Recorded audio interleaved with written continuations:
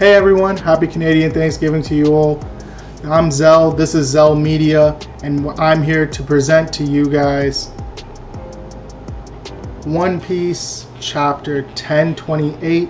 Let us feast upon this as we give thanks to Oda for another great chapter.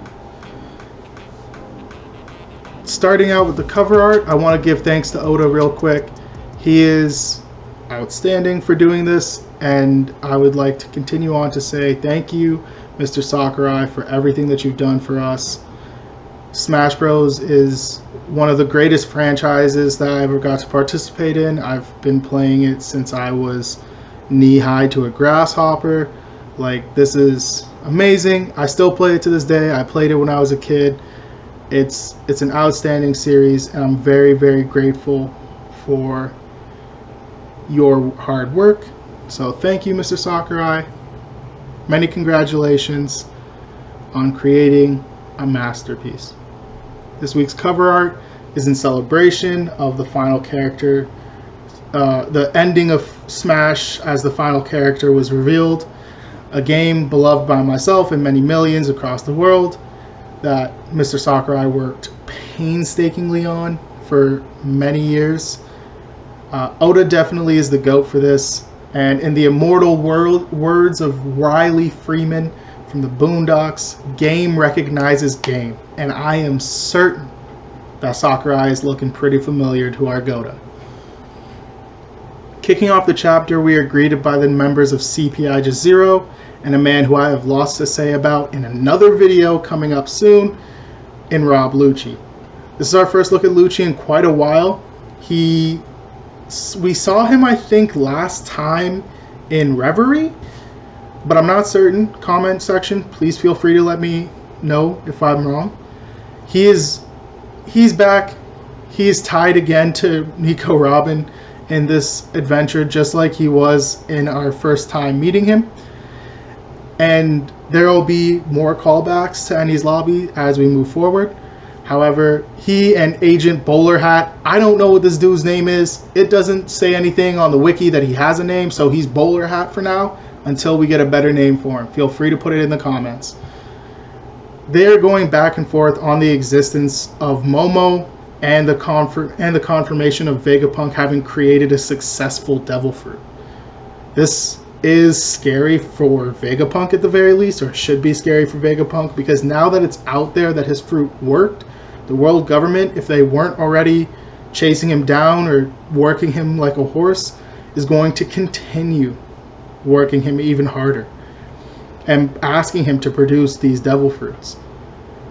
Main reason for Lucci's call, however, in this chapter is to inform CPI Just Zero of their next actions should Kaido take the L.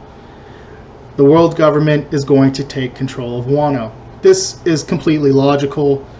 The world government relies on Sea Stone. It's in their cuffs, it's in their bullets, it's in their, it's on their ships. It's how they get around the world and deter the sea monsters and the like from attacking them as they go through it. They rely heavily on Sea Stone as a resource, and if Wano stops producing it, as they were getting it from Orochi, they don't have access to that key ingredient that lets them stop Devil Fruit users, avoid Sea Kings, and they lose a lot of power, to say the least. Mr. Bowler Hat, however, is just kind of like, Kaido's not going to lose. I can't fathom a future in which Kaido has lost. Even though the numbers on the board that he's looking at are showing him that he's probably wrong, and that the tides are in favor right now, at the very least, of Luffy and his crew. Granted, it is what it is. Lucci, however, is there to kind of like reinforce to the audience that Luffy can do this. Lucci being the perfect character to say this, because like, one, Lucci saying this means that the military believes that Luffy, even if it's a 1% chance, has a chance at beating Kaido. And so they're preparing for that chance. But on top of that, Lucci was there when Luffy did the impossible. He escaped a Buster Call, and he dominated Lucci himself, which Lucci would never have thought would have happened. His whole crew got out scot-free,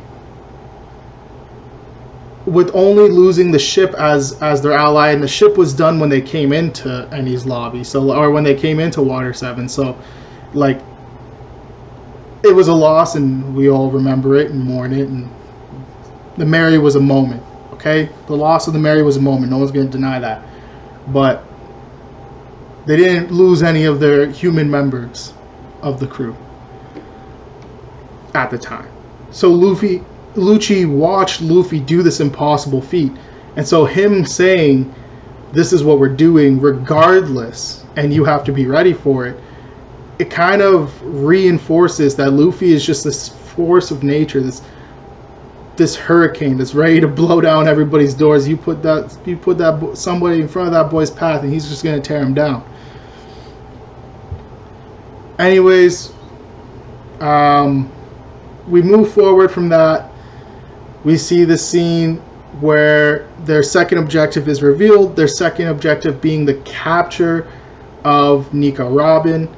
While I am aware that Nika Robin is the most valuable person on the planet right now, I don't know why the world government wants to capture her. I know the specific writing in the Viz translation was bring back. However, unless it's bring her back dead, like, what do they have to gain from taking Nika Robin in? She's just, like, she'll die. Like, she's better off dead for the world government. Anyways, it is what it is. We'll find out. Oda will do some magic, I'm sure. And actually, we get to see Robin in this chapter. She's back up and running, literally and figuratively, with Brook, who is just, like, dancing his way through these waiters and pleasures with absolute ease. These are pirates that are, like, feared all across the world, and so, like, Brook just having a field day with these pirates is honestly awesome. Like, I know that we don't look highly on anything below a gifter, but, like, Brook's just dealing with these boys with ease. So I'm looking forward to the post-Wano bounty on Brook. Our next panel, however, like our next third of the chapter, goes on to portray Momo, who's freaking out as he doesn't know what he's doing, and if he fails, everything fails. The whole raid, everything. And I love this because it portrays Momo as, like, anxious, which is kind of a evolved emotion. Momo used to be just afraid, right? He didn't have that confidence in himself, and now that he's got the confidence in himself, he was strong enough to bite Kaido, for example. He's now moved from fear to anxiety. Can I do this? This is this type of imposter syndrome. Well, being that his fruit is technically an imposter fruit, it's pretty fair. However, he's like experiencing this, which is a very teenagerish emotion. That, do I have what it takes to get this done? And we can kind of see his brain evolving and adapting just in a couple of chapters as he grows up in front of us. But he's trying to figure out how to make the flame clouds to support the island. He has no clue what he's doing. And Momo was just kind of like left by himself. Yamato was like, yo, I got to go do this thing and make sure that this place doesn't blow up. I'm going to try and nullify that at the very least. In case you fail. So I know you can do it. I believe in you, but I'm out. And so Momo's just kind of like struggling, trying to figure out what he's going to do as the pressure mounts, and the Muffin Mountain, as Tekken would call it, gets closer and closer to Wano's capital. Yamato, we do get to see in this chapter. We get to see her in full zone form, which is beautifully drawn. I'm very happy with it, and it does, it does ratify my headcanon for Nami getting the Snow fruit, because, like, we have 3 females on the crew, and of those females, we have a Logia, a Zone, and a Paramecia. It's just too perfect. It's just too perfect, in my opinion. Moving into the final third of the chapter, however, before that, like, we get to see Yamato, and she's planning on going to take care of the the bombs and everything. So that'll be her job. I don't know how she's going to do it. I just don't really have much to talk about there. So I'm going to move on to the next part of the chapter where I've got loads to talk about in the chapter, or in the fight with Sanji and Queen. I could not be more happy with how this turned out. Shout out to King of Lightning and his recent Sanji theories, as they are getting more and more believable with every chapter. But Sanji continues to feel weird in his own body, and he cannot put up with what he was used to. He's not seeming to be able to fight at full capacity right now, and he seems to be worrying about like the weight of Queen's blows. And well, he should be worrying about these things. Queen is a second Yonko commander. This isn't like Sanji. He shouldn't be this distracted. However, Queen seems to be focused also on something that should just be a distraction, which is getting Sanji to wear the Germa suit, his raid suit, and show him what the tech components are. Because he is a scientist, and so I guess at this point science would be his motivation, and Sanji isn't posing enough of a threat that, killing him is what's really motivating him. Granted, we see that Sanji's speed is a bit lackluster right now, as in the next panel he gets hit with a black coffee beam by Queen. Granted, does look like he toughs it out, which is awesome, with no problem, and attacks Queen again and sends Queen flying. But it's not like Sanji to get hit like that. He's fast. The speed is what Sanji does. He then proceeds to shoot himself, Queen gets flung by Sanji's grill shot into a cohort of the Beast Pirates, and then praises Sanji for the strength of his kicks, which is dope because this is a reoccurring theme. We've seen it since Dressrosa, that everyone sleeps on Sanji, and then Sanji performs very well in his actual fights, gets, the head nod from all of these strong fighters, Doflamingo, and Queen being prime examples of them. And then it just goes as like water under the bridge for other people. He then proceeds to shoot him, or Queen then stands up and in typical Oda fashion shoots himself like a freaking rocket out of his torso, because that's what Brachiosauruses can do. It is what it is. I don't know why Oda went this way. I love Oda for the fact that he's capable of infusing comedy into these fight scenes, and even more so with Sanji's, as like Sanji is probably the most comedic character in the series, but other than Luffy, of course, because Luffy is literally comedy incarnate. But I just love that we can have these like super serious fights with Zolo in the last chapter. And then we get to Sanji's fight scene, and it's like just as serious, but it's also like a clown show. I love it. Oda, you're amazing.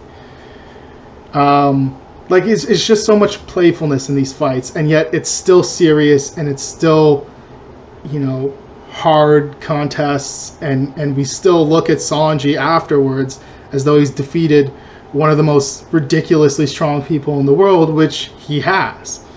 And it's not like a Usopp victory where it's kind of like somehow, some way he won. Sanji's victories are like, nope, it's definitive. Sanji gave this man an L. Cooked it up for him on a silver platter.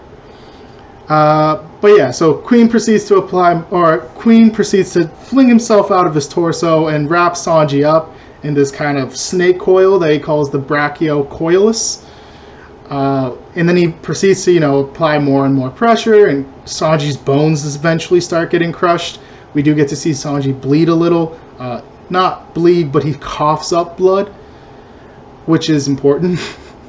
And then Queen gets his torso to attack, but it's thwarted because instead of Queen saying whose name so that the thing would hone on to that character, his soldiers came in and said, "Hey, Master Queen," and so halfway through, Queen gets hit by his own attack, and then this happens again as Queen's admonishing his crew for it, as he causes the launcher to fire, and this breaks Queen's hold on Sanji.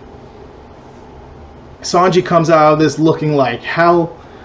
His body's kind of like bent out of shape and folded, and yet he's still walking. And Chopper comments on this, saying that Sanji looks a lot like a zombie, and are you sure that he's really okay? Which, very timely, Oda. Love that you made Sanji into a zombie right before Halloween. Sanji fixes his body, however, and as he's distracted with his thoughts on whether or not he's becoming like his siblings, Queen, unwilling to let Sanji have a moment to himself, swings his sword at Sanji, promptly breaking it against his newly formed exoskeleton. This confirms Sanji's evolution to the Germa superhuman body, to which he says he doesn't want to be a monster like them. And we conclude the chapter on Queen's absolutely stunned face. There is a break next week. Oda and the team have been pumping out chapters, so this is definitely a deserved one. Take your time, Oda. Have a great day. I love this chapter. It had an amazing flow. We got lots of information dumped on us in the front half, and a beautiful and comedic fight scene in the end, as well as an assigned job for Yamato, which was like it was a pretty common question in the previous chapters. All in all, I would give this an 8.5 out of 10. I would have liked to see a different ending point, just because it's going to be a 2-week break. I would have liked to end on a bit of a higher note, but it is outstanding for sure. My MVP for this chapter was definitely Sanji. I love every minute he is on screen, but with him coming into his birthright and lineage, this makes so much more of my headcanon official, and I get to feel like it's a bit more realistic, so I'm going to give him the medal this week. And again, a shout out to Brook, who's just absolutely dusting beast pirates who are feared throughout the world. This is going to be all for today, folks. I'm looking to move towards getting up to 2 videos a week. One being this One Piece review, and the other being kind of like a theory or discussion video. On weeks where it's break weeks like this week, I'll probably put up a secondary video as well that isn't a review, so that I still have the 2 uploads every week, and you guys don't miss out on any comment. But feel free to subscribe, share this video with your friends if you liked it, and leave a like. You know, do the things that YouTube requests that we do, and as this channel grows, I'll be trying to push how many videos I can get out to increase. So please share and subscribe, and I look forward to talking with you guys more. For this weekend, try and leave who you thought was in the color spread, who was dressed like who. I thought Zoro, Sanji, and Luffy were Star Fox, Link, and Ryu, but you guys let me know who you guys think they were, and yeah, have a great week. Happy Thanksgiving, y'all.